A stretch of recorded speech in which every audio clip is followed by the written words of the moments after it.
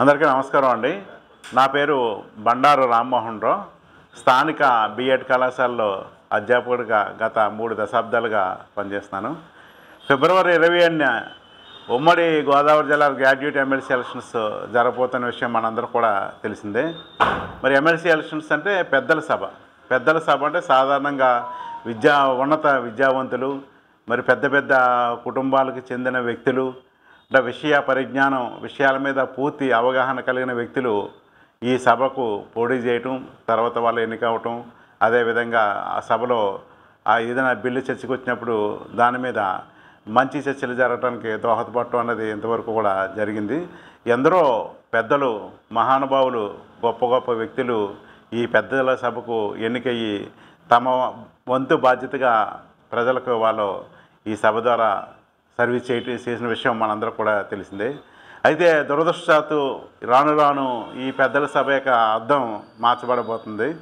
మరి రాజకీయ పునరావాస కేంద్రాల కింద ఈ పెద్దలు సభను మార్చడానికి కొన్ని రాజకీయ పార్టీలు మరి ప్రయత్నం చేయటం అన్నది చాలా దురదృష్టకరమైన విషయం.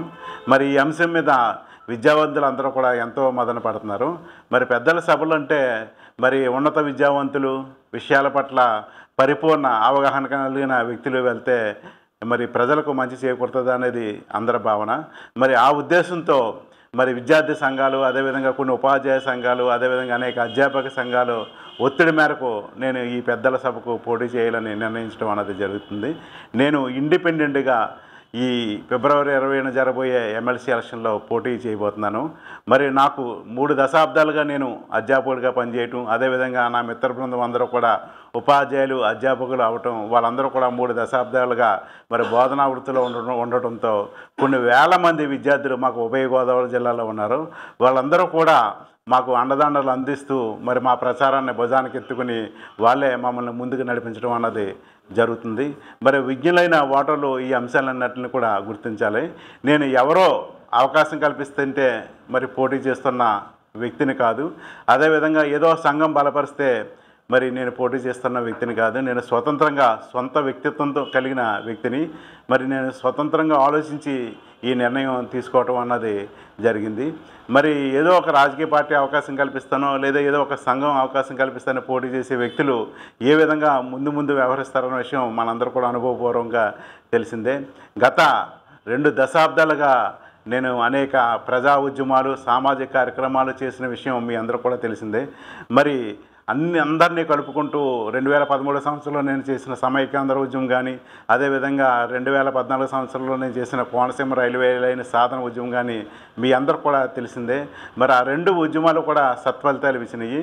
మేము అంటే ఆంధ్ర యూనివర్సిటీ పూర్వ విద్యార్థుల సంఘం కోనసీమ శాఖ, అదేవిధంగా కోనసీమ జేఏసీ తరపున మేము చేసిన పోరాటం ఫలితంగానే కోనసీమ రైల్వే లైన్కి నిధుల కేటాయింపులు జరిగిన విషయం కూడా మీ అందరూ కూడా తెలిసిందే.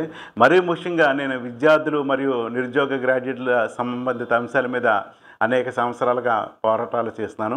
ఈ విషయాలన్నింటినీ కూడా నిరుద్యోగ గ్రాడ్యుయేట్లు దృష్టిలో పెట్టుకుని తప్పకుండా మరి విజ్ఞతతో వ్యవహరించి నాకు అఖండ విజయాన్ని చేకూర్చాలని ఈ సందర్భంగా మనస్ఫూర్తిగా మీ అందరూ కూడా విన్నవించుకుంటున్నాను. అసలు ఈ పెద్దల సభకి రాజకీయ పార్టీలకి సంబంధం ఏంటండి?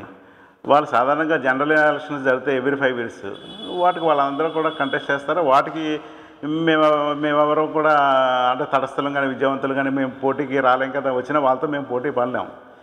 ఈ graduate MLC elections, teachers MLC elections అని పూర్తిగా ఆయా రంగాలకి సంబంధించిన వ్యక్తులకి వాళ్ళు వదిలివేయాలి. కానీ దురదృష్టవశాత్తు ఏంటంటే వీటికి కూడా వాళ్ళు పోటీకి రావటం అన్నది మరి మన అత్యంత దౌర్భాగ్యంగా మనం చెప్పుకోవచ్చు. ఈ దౌర్భాగ్య పరిస్థితి ఏంటంటే ఈ ఉమ్మడి తెలుగు రాష్ట్రాల్లోనే ఉంది. మన భారతదేశంలో ఏ ఇతర రాష్ట్రంలో కూడా ఈ టీచర్స్ ఎమ్మెల్సీ ఎలక్షన్లో కానీ, గ్రాడ్యుయేట్ ఎమ్మెల్సీ ఎలక్షన్లో కానీ రాజకీయ పార్టీ నాయకులు ఎవరు కూడా పోటీ చేయరు. ఈ మన తెలుగు రాష్ట్రాల్లోనే ఈ వరవడి కొనసాగటం అనేది జరుగుతుంది. అదేవిధంగా రాజకీయ పార్టీల తరపున పోటీ చేసిన వ్యక్తులు ఈ ఎలక్షన్లో ఇంతవరకు ఓడిపోయిన విషయం మనందరూ కూడా తెలిసిందే. అయినప్పటికీ వాళ్ళకి ఇంకా బుద్ధి రాలేదు. బుద్ధి లేకుండా మరి ఈ ఎలక్షన్స్కి తయారయ్యి ఈ ఎలక్షన్స్ని వాళ్ళ రాజకీయ పునరావాస కేంద్రాల కింద మారుస్తున్నారు. ఓటర్లు చాలా విజ్ఞతతో వ్యవహరిస్తున్నారు. వాళ్ళు తప్పకుండా మరి ప్రజలందరికీ మేలు చేకూరే విధంగా ఆ దిశగా వాళ్ళు ఓటర్లు ముందుకు వెళ్తారనే ఆశాభావాన్ని నేను వ్యక్తం చేస్తున్నాను.